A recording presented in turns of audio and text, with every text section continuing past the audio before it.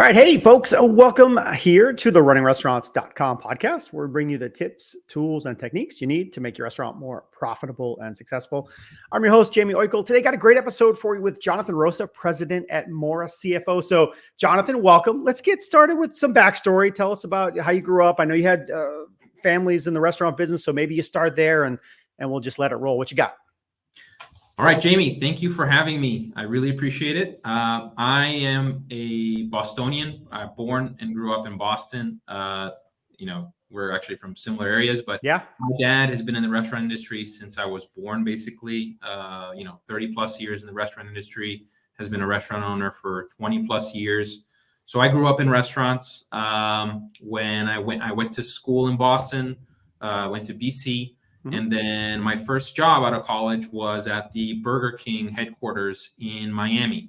So I moved to Miami in 2015. While I was there, I was in the financial planning and analysis department, helping with budgeting, forecasting, goal setting, analysis of the financials and reporting. And I left in 2019. I always wanted to have my own business and to be able to help business owners like my dad. And since 2019, Moura CFO has been helping restaurant owners to understand their finances, to better organize their finances, and use that to help them make better decisions, grow their profits, and accelerate their cash flow. Yeah. But it's funny. Yeah. We talked briefly before we started recording and we had some similarities. We grew up in the same area, have lived in the same area. I remember when I lived in Miami, I remember the BK building over towards the airport, unless I'm totally mistaken. Yep. You could see that and so forth. So let's maybe stick there for a quick second. Big corporate operation. I'm sure a lot of systems, a lot of controls, and we talk more to the independent audience. And a lot of times we see that they don't necessarily have that. A lot of it is on the fly. Just this is how I do it, and this is how I think it should be done, but not a lot. So we'll probably get more into that. But what did you see right away when you landed at a big corporate behemoth like Burger King? So yeah, I saw that contrast because I've been in both worlds, right? I grew up with my dad, very basic, gut feeling, intuition, business decisions. And when you get to a big firm like Burger King, it's completely different, right? Everything has a system. They spend millions of dollars on what they call ERPs, which are basically the big systems that they use to generate the dashboards and the analytics. And we have access to a level of detail that you wouldn't even imagine. But the one thing that I learned was, despite the size of the business, the fundamentals are always the fundamentals. And the big decisions always come down to basic math, but you need to understand your fundamentals. And that's what I learned, well at Burger King.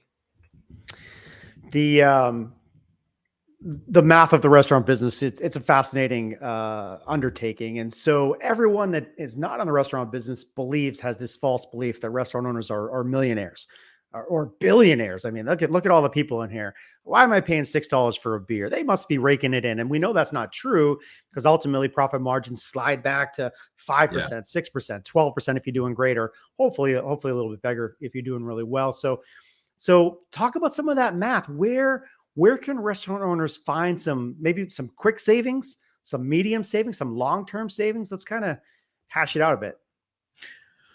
So yeah, the big risk with restaurants is, despite people thinking they're rich, there are so many processes, there's so many things that go on to deliver that beer or to deliver that plate. That there are many opportunities for you to get something wrong, and anything that you get wrong can basically get rid of your margin. Understanding your margins is absolutely fundamental.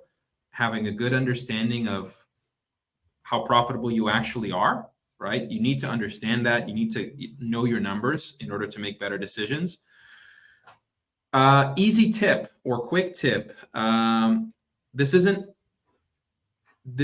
easy, but it is very simple. One of the first things that I always want to look at with restaurant owners is, do we have any opportunity to take price or to increase price on menu items? Because if we do, and we're not going to lose a significant amount of business by doing that, That is the quickest way to increase your margin without hiring more, without investing anything, without buying anything. And we are, as business owners, we are usually the hardest negotiators with ourselves, right? We tell ourselves a million reasons why we can't take price or increase price, and that works against us. So that's one of the things that I often push and challenge restaurant owners to understand is, can you increase price on things? Because if you can, and most of the time you can, that is very, very easy additional profit. We've seen obviously inflation everywhere and restaurants, and so I think a lot of restaurants have started that process kind of naturally. But what I think your point is getting to is there may be even more opportunities. And what happens at a restaurant, and maybe you forget about this when you're in the day to day of running it, is you have that. We call it, and I know my buddy Roger, that you have that captive audience, right? They're there, they're willing to spend. So as long as you're delivering that experience, $1 more for the steak and 50 cents more for this and that, those things go away as long as the experience is being delivered. So yeah, price, absolutely an opportunity. What about on the cost side? What are some things people can look at right away? Where are things getting dropped? What mistakes can be made that really hurt? What do you think? I'm going to sound like a broken record a bit, but I'm going to go back to, if you start looking at the numbers, for example, we're talking about lowering costs. Two major costs that we need to look at, are food costs and labor costs. Mm-hmm. Obvious, right? Every restaurant owner knows that. Now, the question is, how often do you actually look at those numbers? Yep. If you look at them and they are correct, on a monthly basis, and you're looking in detail, you're doing your inventory, which I was surprised, very surprised, when I went and started to work with restaurant owners, how common it is for restaurant owners not to do inventory or to do it very sporadically. And just doing the inventory will almost automatically start to unlock savings. Mm-hmm.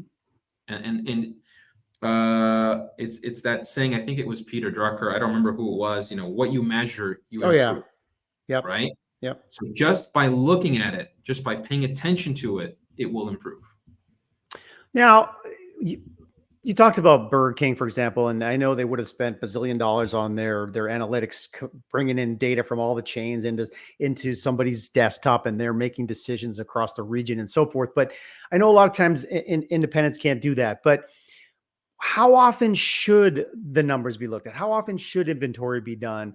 I mean, I know ideally it'd be weekly, certainly monthly, but like, what do you recommend when you talk to folks? What advice do you give?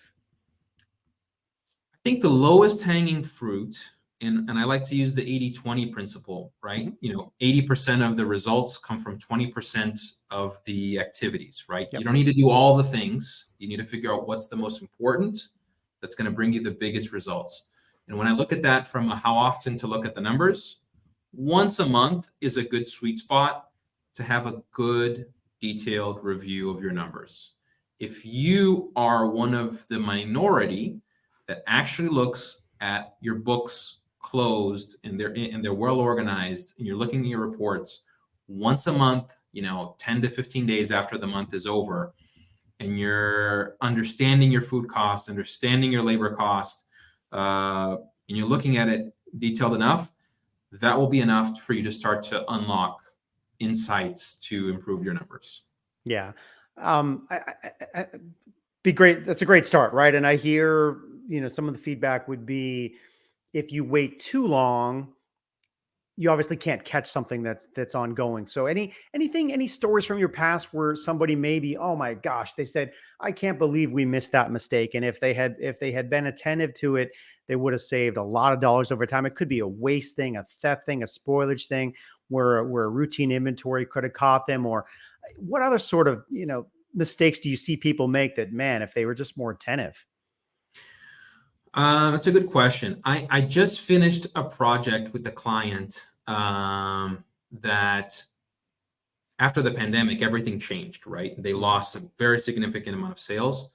But last year, they had a different chef in place who was a little too generous. The owner wasn't, keeping a good eye on the numbers, and that was really hurting his gross profit.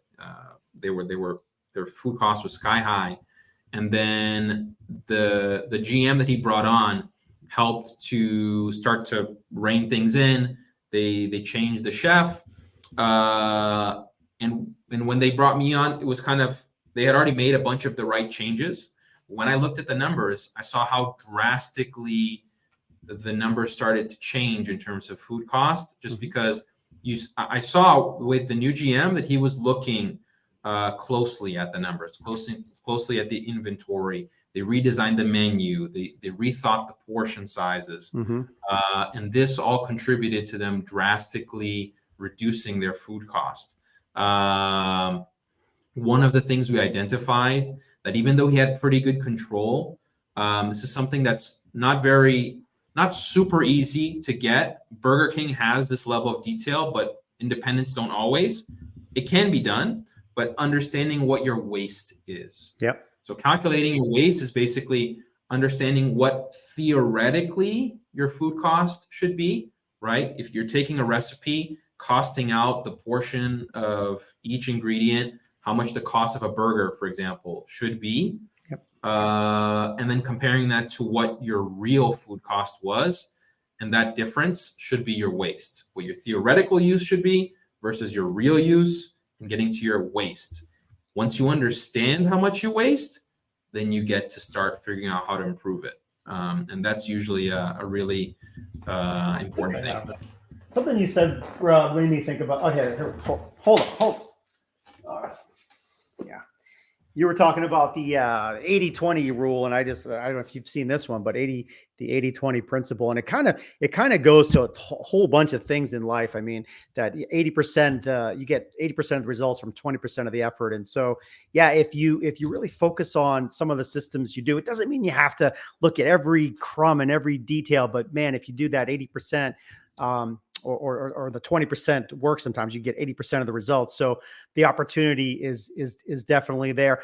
Go for a second to me, to the family business. You say grew up in the restaurant. Like, did you help with the cash register as a kid? Did you help? What did you do? What did you see as a kid growing up? Did you see a stressed family? Did you see, like, what was it like? Oh yeah, so I grew up in the business. I saw my dad own his first restaurant when I was about, I think, like 6 years old, and he started a new restaurant near where we lived in Boston. It didn't work out. I think it was open for a year. He had to close, took on debt. In that, and I was super young, but I remember when I was there, I was at the cashier some days. I always loved numbers, so I actually knew at 6 or 7 years old already how to give change and actually do that math. So that was kind of my first experience, like in with my parents as owners. And then later on, a couple of years later, my dad kind of paid off his debts, and then tried a second time with one of the first restaurants he worked at as a dishwasher, and then became a manager. He bought that restaurant like 10 years later. So Wow. Around when I was 10, 11-ish. From then on, he owned this restaurant, and I was every summer working there. It's in Faneuil Hall. I'm sure you know Faneuil Hall. Sure. So I was there every summer. What I distinctly remember growing up with my dad operating restaurants there was that every winter was very, very, very slow. January was very slow. It was always a huge cash crunch. Sure. And my dad was always having to figure out, how was he going to cover payroll? How was he going to pay rent during January, February, March? And I always remember thinking to myself, why does every year this repeat itself, right? Why can't we plan in the summer for the cash we're going to need in the winter, right, and avoid having to take a loan or, figure how to pay things off. And this was me as a kid, right? There wasn't too much I could do at that point. Later on, when I decided to start my business and I had my experience at Burger King, this became like the core thing that I always look at first, is having a cash flow forecast, understanding what your cash needs are going to be in the future, so that you can plan ahead. Right. And seasonality is a factor for a lot of restaurants and locations. And he's talking about Faneuil Hall is a very touristy location in Boston. And so I'm sure in the summer, it's the type of place that's just busy and slammed and going crazy with tourists and visitors. But yeah, hit the brakes in January, February, where it's cold outside and people aren't, walking around and so much and being social. But yeah, so planning for that aspect of it is a big deal. And talk about this, I guess we glossed over it in the beginning, but your main operation of your business is called a fractional CFO. So it's like having someone in your business, but they're not always there. It's kind of like a part-time expert help. I mean, but you can obviously explain it a lot better than that. Yeah. So a fractional CFO is nothing more than having a CFO, but part-time, right? They will fulfill the duties and not work for you full-time. So you get most of the benefits, again, 80-20, most of the benefits of having that advice, that guidance, without having to pay the full-time salary of a CFO, which can be very significant. And what is that service, right? I like to compare it to, just about every restaurant has an accountant, has a bookkeeper, and the accounting and the bookkeeping is very important for you to understand what got you to where you are now, right? How much profit you've made up until this point, how much cash you have, how much debt you have. But accounting and bookkeeping is rear view mirror looking, right? I'm looking back and seeing what happened. Most of our goals, our desires, our fears live in the future, right? Sure. And a fractional CFO is the person that's going to look where you're trying to go, what your goals are, and starting from your personal goals and your business goals, and help you with the map to get to those goals using the numbers. Sure. Okay, cool. Well, that's kind of a fun sweet spot for you to be in. I'm sure you enjoy that aspect of getting with restaurant owners, because they're oftentimes obviously passionate, but there's a lot of challenges in the business. So helping them get from point A to point B and so forth is very exciting. What about the aspect? Something made me think about exit planning while you were talking. Okay, and so a lot of restaurant owners would like to have a successful exit at some point. And in my experience, that can't happen unless a few things are in place, but systems are in place, proven revenue and so forth, and profits are in place, and so forth. And obviously having good structure and location and buildings and leases and all that stuff plays into it as well. But is that something that you help folks with, the exit part and thinking about how to grow the business so it's strong enough to walk away or sell it? Absolutely. Because we're always starting from what's the end goal, right? What are your long-term goals? Because that's going to inform what we do in the short and the medium term, right? We need to think first, what are your personal goals with the business, right? At some point, people want to retire. Is that in a 5-year window, a 10-year window, a 20-year window? What is that? That informs us into what we need to do to get you from point A, which is where we are now, to point B, which is that exit point, and everything in between. So exit planning is definitely a part of it. And, restaurant owners, especially the smaller ones, but it can get up to pretty large size as well. There's often so much that is on the owner's, shoulders, and that just hinders them from exiting profitably, right? Because if the business depends a lot on the owner, guess what? The person who's going to buy it, the investor, whoever it is, they're going to have to discount the value of the business because of that, because they're going to have to build a lot of process, a lot of systems that don't exist because it's all in the restaurant owner's lap. So building process, building systems, delegating, removing stuff from the owner, making sure that the business and the operations are separate from the owner is a key component of getting ready for an exit. Yeah, absolutely. The saying, work on your business, not in your business. Because yeah, if it's completely reliant on you and you either go down, sick, injured, or want to retire, then yeah, the value of the business is greatly diminished. Talk about yourself in terms of geography. Maybe you work with restaurants all over the country, or maybe it's regional. I'm not. You can add to that. And is there a restaurant size? Is it independent? Is it 2 locations, 5 locations? What sort of is the sweet spot for you? So we work nationally. A lot of the work we do is virtual. I work a lot, obviously, in Boston, where I grew up, and my Sure. dad's a restaurant owner up there, and I obviously have a network up there, and down here in South Florida, where I live. But I work with clients from all across the country. I think a sweet spot for us are usually restaurants between 2 million in revenue to 10 million in revenue. Mhm. It can be one location, can be multiple. Sure. Ideally, single owner or not too many owners.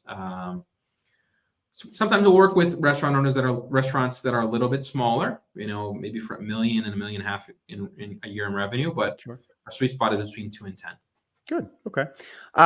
We hit quite a bit in a short little take there, but what didn't we talk about that you'd want people to know? Some other quick hitting tips for restaurants that people aren't paying attention to, maybe? What do you think? To learn cash flow forecasting. That's the first thing that we help business owners with, is understanding cash flow in their business and forecasting it. It's not as complicated as it seems. And that's the thing that I think, that restaurant owners get stuck in a lot of metrics and pulling the reports and the KPIs. But one question that I want to ask you is, do you have a true understanding of how cash flows in and out of your business? Mhm. And can you predict that well? If you can, fantastic. You're the top 10% of owners. If not, do some research, how to cash flow for your restaurant. And that's one of the best things that you could invest in learning. Good. I like that. I like that. Something else came to my mind. I'll kind of ask you as a last question. Anything you've seen staff wise, and where I'm going is it's become more expensive in the restaurant business to hire people versus 2 years ago, 5 years ago, 10 years ago. Minimum wages changing all over the place. Staffing was difficult to get, so restaurants had to up that. How has the budget of labor impacted restaurants? What do you think? Restaurant owners are having a difficult time recruiting, Mhm. right? Budgeting for that higher labor. And my advice has been, make sure that you have the right culture in place to attract the right people Yep. and retain the right people. Improve your process, improve your systems so that you can be more efficient, and try to hire less headcount with higher quality, right? Because the reality is, if you want to attract good people, you're going to have to pay more. And in order to pay more, sometimes you need to learn how to do more with less. And that's about having better process, better systems. That's the advice that I give. Yeah. Yeah. Good tips there. So send them to the website, or if there's social you have, or other channels you have, where you want them to go. You can find me on my website. So mouracfo.com, mouracfo.com, or look for me on LinkedIn. Again, you can search Moura CFO, you can search for my name, and I'll be glad to connect. Perfect. Awesome. Good stuff there, Jonathan. I appreciate it. Folks, that's Jonathan Rosa of Moura CFO. You can find them on the web at mouracfo.com for more great restaurant marketing and operations, service people, and tech tips. Stay tuned to us here at runningrestaurants.com. In the meantime, we appreciate if you could like this episode or refer it, or make a review. That really helps us. We appreciate it. Thank you so much. We'll see you next time. Thanks, Jonathan. Thank you, Jamie.